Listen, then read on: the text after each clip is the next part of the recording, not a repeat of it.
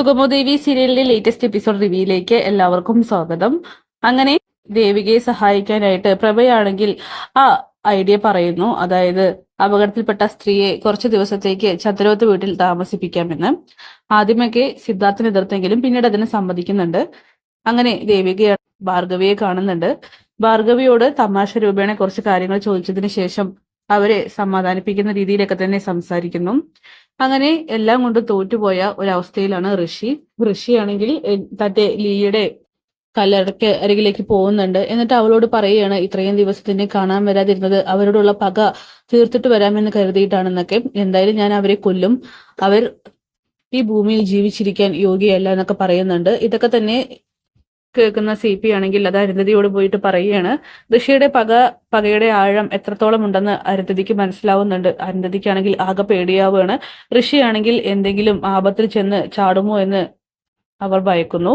അങ്ങനെ ഋഷിയോട് മനസ്സ് തുറന്ന് അരുന്ധതി സംസാരിക്കുന്നുണ്ട്. ഒരു കാരണവശാലും പെട്ടെന്നൊന്നും എടുത്തു ചാടി ഒന്നും ചെയ്യരുതെന്നും, പിന്നെ നിന്റെ ലീനയുടെ ആത്മശാന്തിക്കായിട്ടുള്ള കാര്യങ്ങളൊക്കെ തന്നെ ഈ അമ്മ ചെയ്തു തരുമെന്നും, പ്രഭാവതിയോടുള്ള പക തീർത്തിരിക്കുമെന്നൊക്കെ.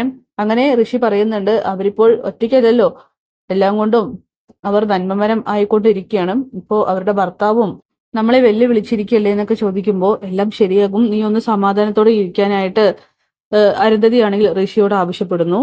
എന്തായാലും ഋഷിയുടെ ഒരു മാനസികാവസ്ഥ കണ്ടിട്ട് അരുന്ധതിക്കാണെങ്കിൽ സങ്കടം സഹിക്കാനാവാതെ കരയുന്നൊക്കെയുണ്ട്. അങ്ങനെ വീട്ടിലാണെങ്കിൽ പാർട്ടി കാര്യങ്ങളും വികസനങ്ങളെ കുറിച്ചൊക്കെ സംസാരിച്ചുകൊണ്ടിരിക്കുകയാണ് സിദ്ധാർത്ഥനും ദേവികയും തമ്മിൽ. അവരാണെങ്കിൽ കുറച്ച് ഫയൽസ് ഒക്കെ നോക്കിക്കൊണ്ടിരിക്കുന്നു. ഇതിനിടയിലേക്ക് പ്രഭാവതിയാണെങ്കിൽ വീട്ടിലെ പല കാര്യങ്ങളും പറഞ്ഞുകൊണ്ട് വരുന്നുണ്ട്. ദേവിക തന്നോട് എനിക്ക് കുറച്ച് കാര്യങ്ങൾ സംസാരിക്കാനുണ്ടെന്നൊക്കെ പറയുമ്പോൾ ഇത് കേൾക്കുന്ന സിദ്ധാർത്ഥനാണെങ്കിൽ ദേഷ്യത്തോടെ ചോദിക്കുകയാണ്, ഇവിടെ ഞങ്ങൾ സംസാരിച്ചുകൊണ്ട് നിൽക്കുന്നത് കണ്ടില്ലേ? ദേവിക ഇനിയിപ്പോ ഈ വീട്ടിലത്തെ മരുമകൾ മാത്രമല്ല, വീട്ടിലെ കാര്യങ്ങളും കുശലാന്വേഷണങ്ങളൊക്കെ കുറച്ച് കുറയ്ക്കണം.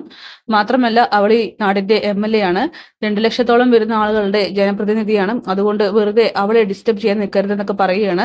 ഇത് കേൾക്കുമ്പോൾ തന്നെ പ്രഭാവതിയാണെങ്കിൽ ആകെ തരിച്ചു പോകുന്നു. സിദ്ധാർത്ഥന്റെ പൊട്ടിത്തെറിക്കലിൽ അവർക്കാണെങ്കിൽ അത് താങ്ങാൻ കഴിയുന്നില്ല.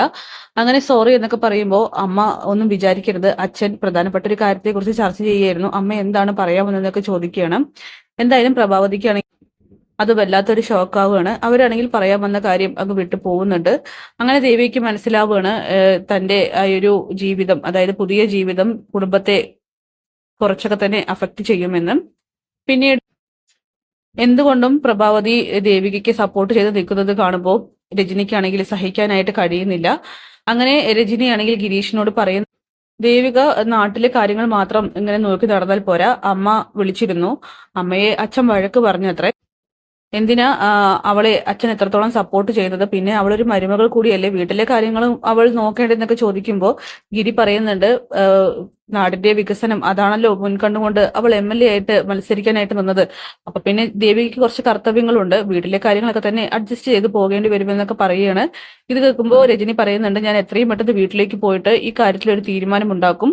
ദേവിക അങ്ങനെ നാട്ടിലെ കാര്യങ്ങൾ മാത്രം നോക്കിയാൽ പോരാ, എന്റെ അമ്മ പറയുന്ന കാര്യങ്ങളും അവൾ അനുസരിക്കാൻ ബാധ്യസ്ഥയാണെന്നൊക്കെ പറയുകയാണ്. അങ്ങനെ ഗിരി പറയുന്നുണ്ട്, ഈ കാര്യവും പറഞ്ഞ് നീ ചന്ദ്രോത്ത് വീട്ടിലേക്ക് ദേവികയെ കാണാനായിട്ട് ചെന്നു എന്ന് ഞാൻ അറിഞ്ഞിട്ടുണ്ടെങ്കിൽ പിന്നീട് എന്റെ സ്വഭാവം നീ അറിയുമെന്നൊക്കെ പറഞ്ഞ് ഭീഷണിപ്പെടുത്തുകയാണ്. എന്തായാലും ഗിരീഷ് രജനിയെ ഒതുക്കാൻ തന്നെ തീരുമാനിക്കുന്നു. അങ്ങനെ ദേവികയാണെങ്കിൽ തന്റെ പേടിയെക്കുറിച്ചൊക്കെ തന്നെ നന്ദനോട് സംസാരിക്കുന്നുണ്ട്. അതായത് സിദ്ധാർത്ഥൻ പ്രഭാവതിയോട് ദേഷ്യപ്പെട്ടതിനെ കുറിച്ചൊക്കെ തന്നെ. നന്ദൻ പൂർണ്ണമായിട്ടും ദേവികയെ സപ്പോർട്ട് ചെയ്ത് നിൽക്കുകയാണ്. അങ്ങനെയൊക്കെ ഉണ്ടാകുമെന്നും പിന്നീട് അതോട് പൊരുത്തപ്പെട്ടു പോകുമെന്നൊക്കെ പറഞ്ഞ് സമാധാനിപ്പിക്കുന്നുണ്ട്. താൻ എന്തുകൊണ്ടും പേടിക്കാതെ അച്ഛനോടൊപ്പം നാടിന്റെ വികസനത്തിനായിട്ട് ഇറങ്ങണമെന്നും, വീട്ടിലെ കാര്യങ്ങളൊക്കെ തന്നെ നമുക്ക് എല്ലാവർക്കും ഒരുമിച്ച് ചെയ്യാമെന്നൊക്കെ പറയുകയാണ്.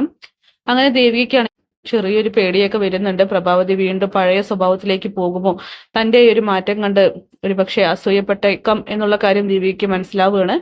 അപ്പൊ കാത്തിരിക്കാൻ നമുക്ക് കിടിലൻ എപ്പിസോഡ്സിനായിട്ട്. Bye bye.